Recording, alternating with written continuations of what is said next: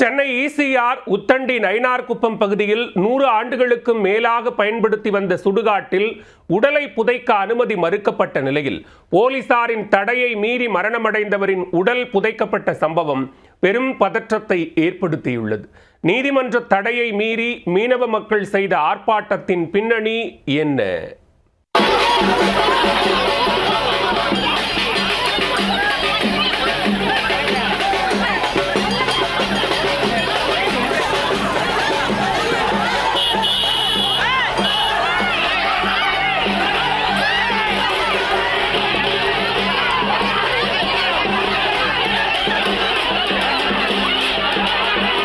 போலீசாரின் கடும் எதிர்ப்பையும் மீறி உயிரிழந்த மீனவரின் உடலை சுடுகாட்டுக்கு எடுத்துச் செல்லும் காட்சிகள்தான் இவை. 100 ஆண்டுகளுக்கும் மேலாக பயன்படுத்தி வந்த சுடுகாட்டிற்கு திடீரென தடை விதிக்கப்பட்டது ஏன்?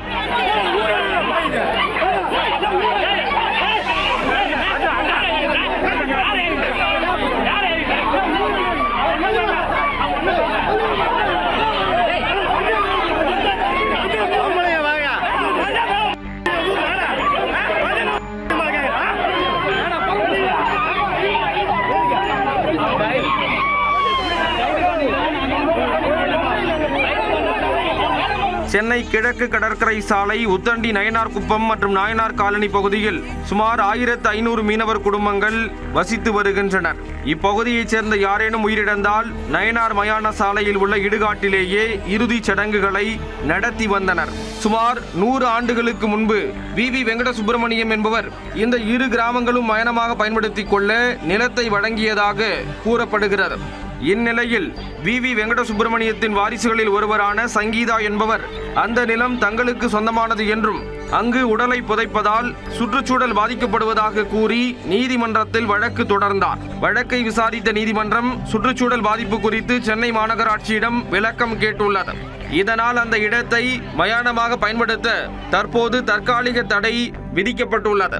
இந்நிலையில் நயினார்குப்பத்தைச் சேர்ந்த நாகராஜன் என்பவர் உடல்நலக் குறைவால் உயிரிழந்தார். அவரது உடலை தடை விதிக்கப்பட்ட இடத்தில் அடக்கம் செய்ய கிராம மக்கள் முயன்றபோது நீதிமன்ற தடையின் காரணமாக அனுமதி மறுக்கப்பட்டது. இதனால் ஆத்திரமடைந்த கிராம மக்கள் 100 ஆண்டுகள் பாரம்பரியமாக பயன்படுத்தி வந்த இடத்தில் உடலை அடக்கம் செய்ய அனுமதிக்க கோரி இறந்தவரின் உடலுடன் போராட்டத்தில் இறங்கினர்.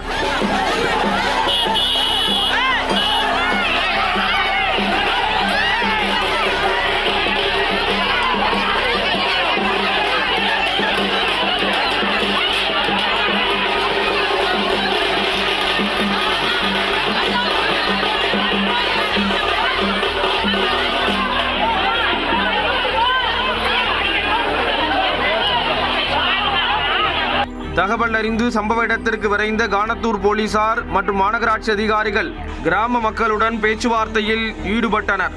ஆனால் பேச்சுவார்த்தையில் எந்தவிதமான சுமூகமான முடிவும் எட்டப்படாததால் நயினார்குப்பம் பகுதியில் தொடர்ந்து பதற்றமும் பரபரப்பும் ஏற்பட்டது.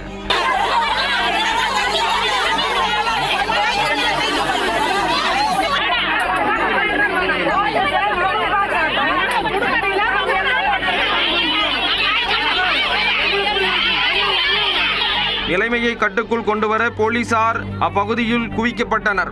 இருப்பினும் மீனவ குப்பத்தைச் சேர்ந்த பெண்கள் அங்கிருந்த போலீசாரை சூழ்ந்து கொண்டு வாக்குவாதத்தில் ஈடுபட்டனர்.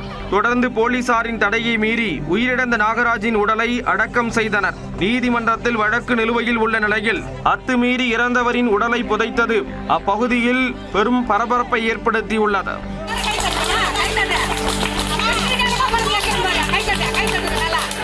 வெற்றிகரமாக